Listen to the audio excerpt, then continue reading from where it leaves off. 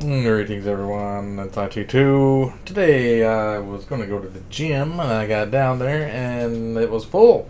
It was like hardly anywhere to park. So I just went to the grocery store, came back home, and I was thinking about some game ideas last night. And I've been reading the sequel to this book, Rage of Dragons.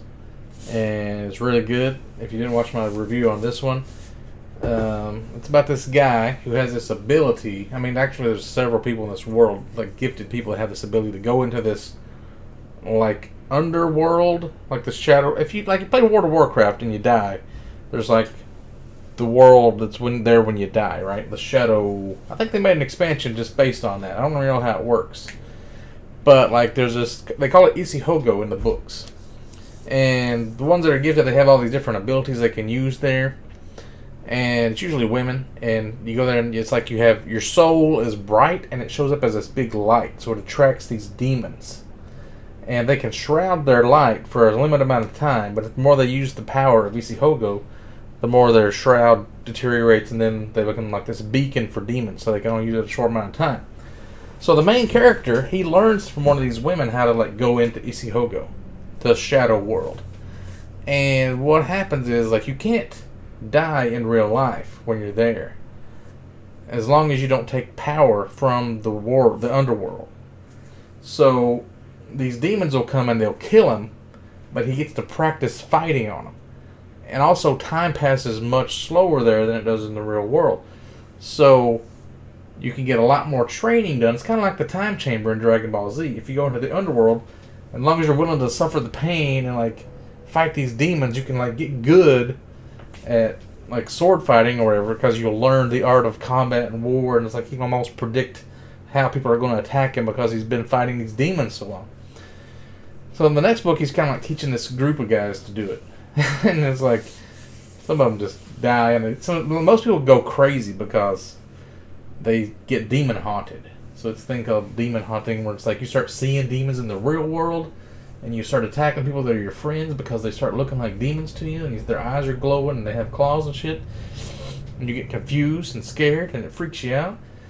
So I was thinking, like, this would work for a World of Warcraft MMORPG, or a Path of Exile Diablo type ARPG. Or, yeah. What do they call that? Isometric?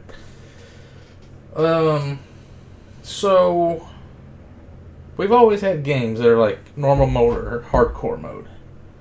If you had a thing where, like, if you're in the normal world and you're fighting like regular stuff, like animals, bears, wolves, crocodiles. I'm thinking like the Barons in Warcraft when I was thinking about this idea.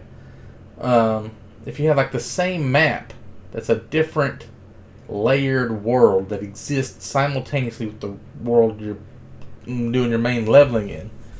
If you had some kind of mechanic where, like, if you get in trouble, like you pull too many mobs, you could send your spirit into this underworld, which is kind of like teleporting you, because you can't just leave your body in the real world because you'd still die. So I'm not really sure how to do that. But like, you escape combat, but you go into a riskier situation because now you're in this underworld, and you're going to be like this beacon, and all these demons are going to see. Kind of like when you get a legendary, it has like the light that goes up to the sky, and you can see it in a distance if somebody's there or not. So the demons will eventually, they'll start coming towards you, and they're like way stronger than the zone you're already in, and like super dangerous. So you have to like survive in this world for at least like a minute or two or something, and then you can like come back in the other world and be safe again. So it's like a hardcore mode. So you take a risk to save your life, but also you could lose your whole character. You don't just like, if you're down in the real world, you would respawn in a graveyard like normally. Or should it be the opposite way? Should it be like the hardcore mode is like the actual game, and if you go into the underworld, then if you die there, you respawn in the graveyard there? Or in the real world? See, the thing about the book is, if you don't take the power from the underworld, you can't die. So there could be a thing, like, if you eventually you want to master the underworld, right? So I don't want to call it the Isihogo, but like, let's call it the underworld or the spirit realm. I don't even know what you'd call it, but like, say you eventually you get strong enough where you can actually kill one of these demons in the underworld, and it drops something. And if you choose not to loot it, you would maybe get stronger in the real world somehow. Or I was thinking maybe it could drop like part of a rune, and if you get enough of those things collected, you could like scribe like a scroll, and you could learn magic. Because I always had this idea from One Piece, how there should be like certain people in the world have certain abilities that nobody else has. And if you die, they get sent back somewhere in a random place in the world for somebody else to find. Like maybe one guy in the world, he's the only one that can shoot fireballs. So if you see this guy, you gotta watch out. And if you collect enough pieces, you could make like a magic scroll or something. And then I got to thinking like the demons, if you see them using like a fireball or like a lightning bolt, you'll know that's the demon you need to kill to get the lightning bolt magic scroll or something. But if you loot it, then it's like hardcore mode and you can be killed. So if you don't loot it, you'll get like a lot of XP in the real world, but you won't die while you're in the demon realm. Also, there could be a thing where like graveyards are like their consecrated ground in the shadow realm.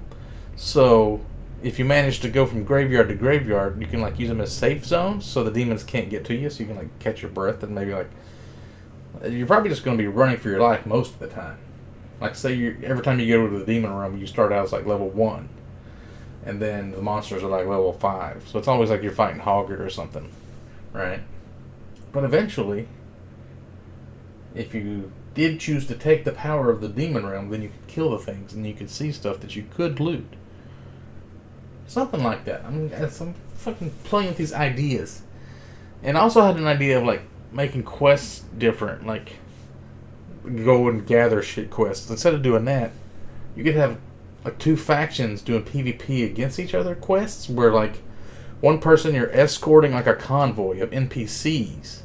Like you got wagons, you got soldiers, archers, a princess or something maybe on the wagon. And the other faction's quest is to like kidnap the princess. So they don't have to kill you. They could just like crowd control you, turn you into a sheep, knock you out, or make you go to sleep, or turn you in, like root you or something, and then like grab the princess and just run the fuck off. But they gotta like deal with your NPCs too. That would be cool as hell though. Maybe like you would be mercenaries, so you wouldn't look any different than the other NPCs. You could just kind of pretend you are one, so they don't know like who to crowd control.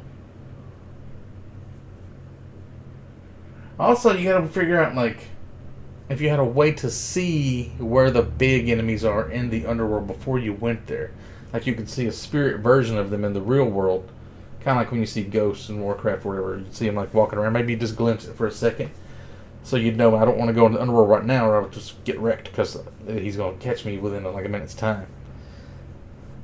But I don't know. I'm thinking how the combat system could work.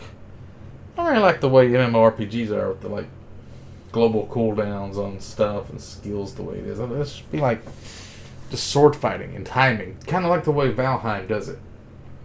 Like you got to block and parry at certain times. Maybe a little bit like Elden Ring-ish or something. That would be interesting. But if you had more ways to just block attacks. Because if you can just like get the timing right on the demons, or you could just block them long enough for the timer on it, that would be pretty sick too. Like it actually make you good at playing the game if you just fought demons a lot. I don't know, maybe this expansion of WoW already did something like this. Or it's kind of like in Path of Exile when you go to the Beyonders or something, like you get, or what do you call it? Breaches. It's kind of like when you open up a breach. The world is like, it looks like it already exists. Like these demons were there the whole time, but you opened up a portal to let you see where they were, and then they come into your world. So it's kind of like, it's not a new concept completely, but the way to like choose whether or not you want to accept the power and take the hardcore risk is a cool concept. Kind of reminds me of King's Avatar. If you guys haven't seen that on Netflix, the live action, it's based on this Chinese anime. It's so good.